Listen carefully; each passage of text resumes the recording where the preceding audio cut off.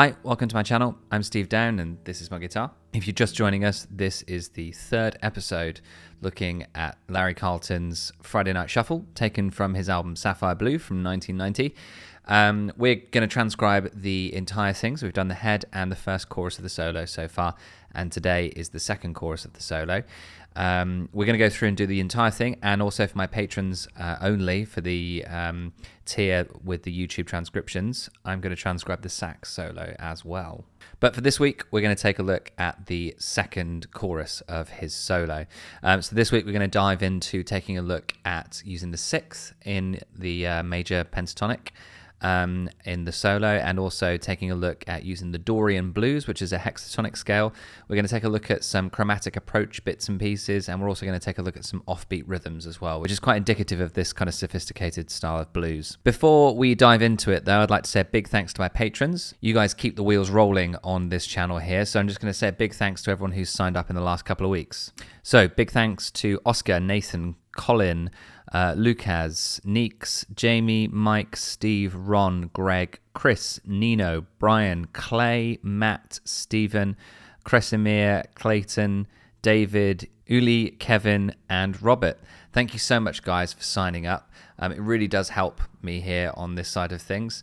If you do sign up to the Patreon channel, the address is below, www.patreon.com/extra guitar lessons. You'll get the transcription from this episode and also the rest of the series and everything else that's on my YouTube channel, and there's a few extras on there as well.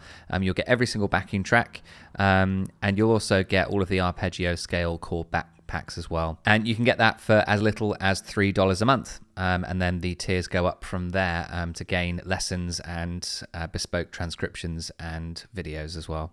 If you want to say thanks but you don't want to do a monthly subscription, you can drop me in the link below. There is a buy me a coffee link, and if you don't have any financial capability to be able to subscribe or buy anything just to say thanks, then you can just hit the like and the subscribe button. I appreciate that just as much. So without further ado, let's crack on. So let's take a look at the first two bars. This is where it goes from chord 1 to chord 4 in bars 1 and 2 respectively. Here's that.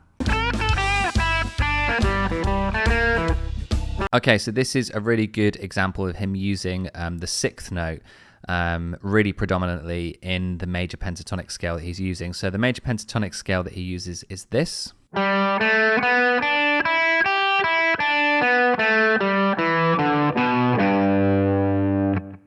So that's the G major pentatonic scale.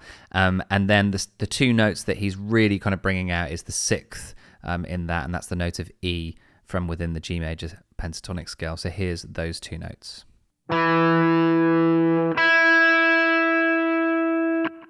So the sixth note that's in there, it's really quite bluesy. This is a thing that you'll hear in a lot of classic blues tunes. When they're using the major pentatonic, they will bring out this sixth note in there. And they'll often mix it as well with the seventh, the flat seventh, which isn't in the major pentatonic scale, but is from the minor pentatonic scale. You'll get things like this, which we kind of look at in a second. Here's an example of me using the sixth note predominantly together with some more bits and pieces from the major pentatonic scale. So here's that.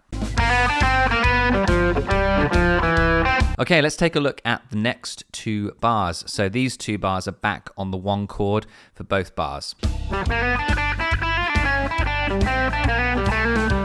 Okay, so this is what I like to call the Dorian blues sound. The scale that we're using here is a Dorian blues scale. This scale has 7 notes. I'm not even sure whether it's a legitimate scale. Some people call it a hexatonic scale. I've heard it talked about by Robin Ford and Scott Henderson. There's no official documentation of it, but does there need to be? Essentially what it is it's a blues scale with an added sixth note. So you've got the minor pentatonic with the blue note in there, and then you're adding in the sixth note as well. Okay, and we call that Dorian because when you mix a minor pentatonic scale and the sixth note there, it gives you that very Dorian-y sound. And a Dorian scale is essentially a minor scale with the added major sixth rather than minor sixth. So rather than for the minor sixth, you get the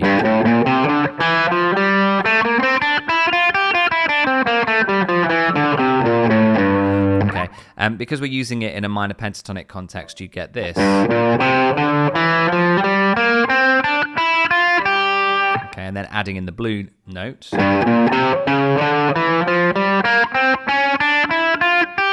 you get a lot of this semitonal movement here. Okay, there, and that is really nice and crunchy, and that's kind of what is exploited here, specifically by Larry. So you get some really nice crunchy scales in there. That's kind of what he does here. So where you've got there. Okay, so it sounds almost kind of like he's using an alteredy sounding thing, but actually in actual fact, what he's using is this kind of Dorian blues scale. So here is the Dorian blues scale, from what I understand it to be.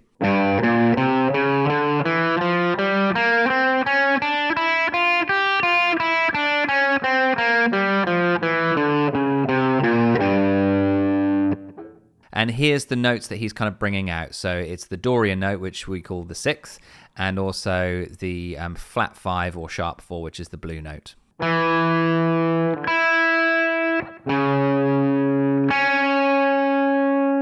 And here's an example of me using that over these 2 bars.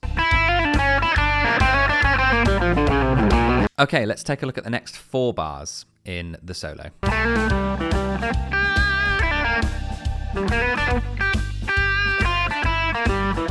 So the thing that I really want to look at here is his use of offbeat rhythms, specifically within triplets. So a triplet sound within this context is... So if you want to kind of go phonetically with it, triplet, triplet, triplet, triplet, triplet, triplet, or 1 triplet, 2 triplet, 3 triplet, 4 triplet. Either way is fine as long as you remember the rhythm on there. And what he's doing is he's actually kind of shifting things a little bit. So he's splitting one of the quaver triplets in half. He's making the first half a semi-quaver rest, and the second half he's playing as a note. So you get this really kind of off-kilter, off-beat sound. So a little bit like this. And then the other option that he uses is where he splits the last quaver triplet into 2 semiquavers and plays both of them. And then following that, the next group of 3 triplets, he actually only plays 1 of the triplets, and it's actually the middle one. So again, you get this really odd offbeat sound. It's not like the kind of 1 and 2 and 3 and sound. It's more like this. So it sounds almost like he's kind of rushing a little bit, but it's a really neat sound. It's used a lot by people like B.B. King and Freddie King, and it can add some real rhythmic sophistication and tension into your playing. So it's well worth trying to use. Here's an example of me using that.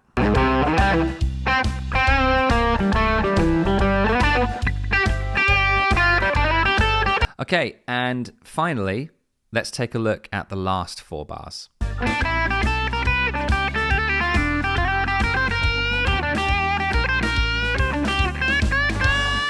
Okay, in these 4 bars, the thing that I really want to bring out is his use of chromatic approach notes. Essentially what he's doing here is this, first fast and then slow.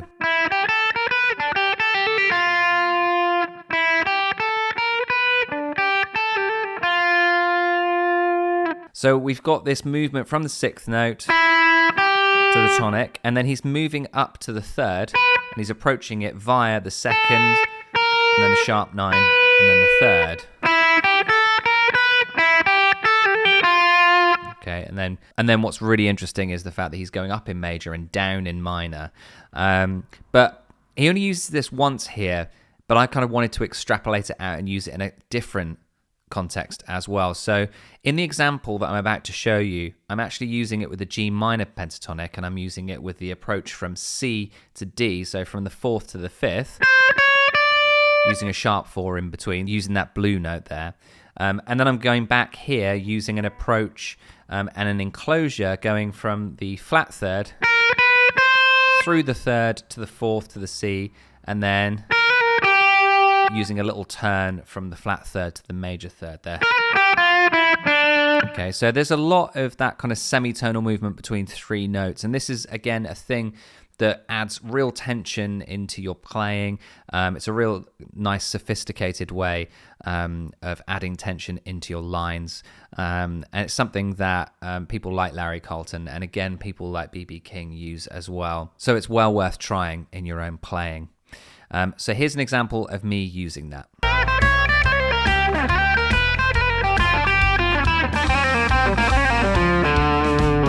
As a little bonus, the way I recorded all of the examples this week was I actually just recorded a solo of my own over one chorus and then chopped it up to give you some of the areas that I wanted to focus on. So here is actually a transcription of that solo, all together, all put together rather than chopped up. So here's that.